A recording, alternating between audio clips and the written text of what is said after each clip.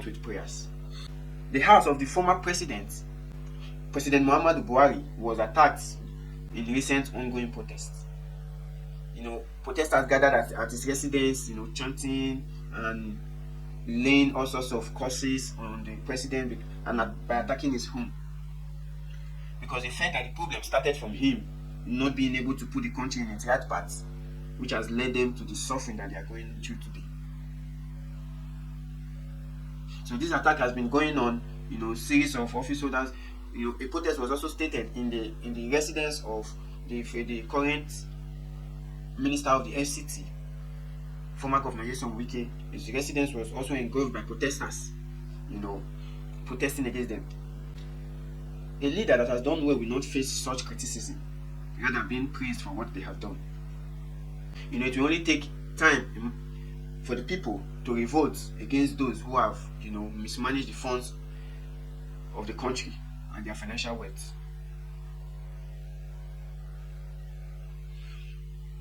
Because President Buhari was in power for good 8 years, yet there was nothing to write home about. And this recent government that has taken office, keeps blaming the previous government, whose political parties are the same, for the inability for them to deliver the dividend of democracy to the people. So this is a clear message to all the political office holders today, that time will come when the people will not be able to bear the punishments and the hardship they have been placed in, and then the country will not be safe for the people. The country will not be safe even for you, the political office holders.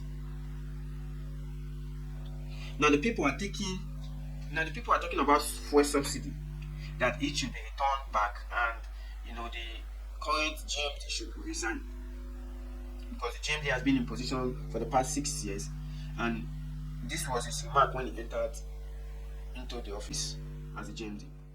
Can we be an oil producing country with 4 refineries and yet importing sometimes 100% of our petroleum product requirement? It's very sad. The GMD Emeritus has told you the steps that we have taken when the Port Harcourt refinery is going to be in place. But I assure you, GMD will follow it up to make sure that within the life of this administration, before Baba's tenure ends in 2023, we'll deliver only 4 refineries. Using subsidy to do corruption. If he knows that he has come to stop corruption, as he has said, let him sack the GM of NNPC. We will keep on coming here till he has addressed the needs of the people. What he has addressed now is the needs of the elite, political elite and governors. So he didn't address our needs. We will be coming till we see that nobody will be calling your phone that they have not eaten since the day before yesterday. Tinubu should probe the subsidy regime. First of all, remove the man that presided over corruption in the subsidy regime that made all of us to be suffering. Tinubu, we are calling on you. Restructure subsidy. They say seek ye the kingdom of God first. Other things shall follow. Tinubu, return subsidy. Every other thing will follow. Now you've seen his remark, and in his remark he claims, or he was angry in his speech, that how can an oil producing nation not being able to refine its own petroleum products?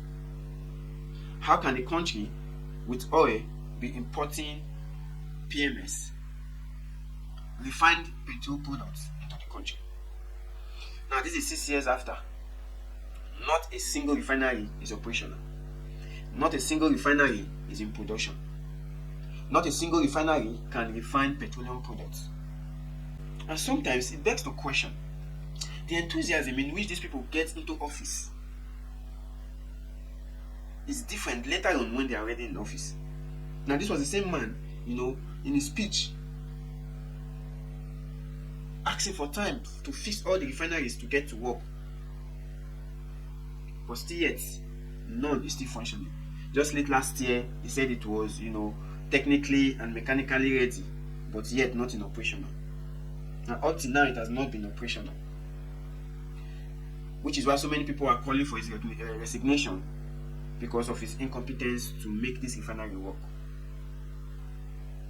And sometimes probably it might be something that is beyond his own power, because Nigeria does not control its oil.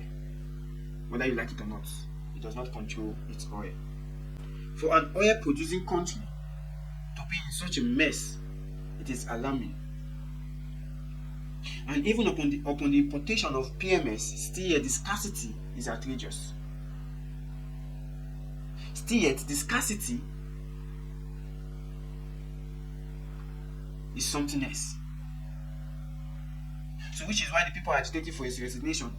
We all know for a fact that he will not resign and he will not be sacked, because that's the Nigeria polity. The same way in 2023, whereby the people lamented and complained of the INEC chairman, Independent National Electoral Commission, due to his failure to keep to his promises as regards the election. So many people had called for his resignation, but still yet, he's still the one on seats.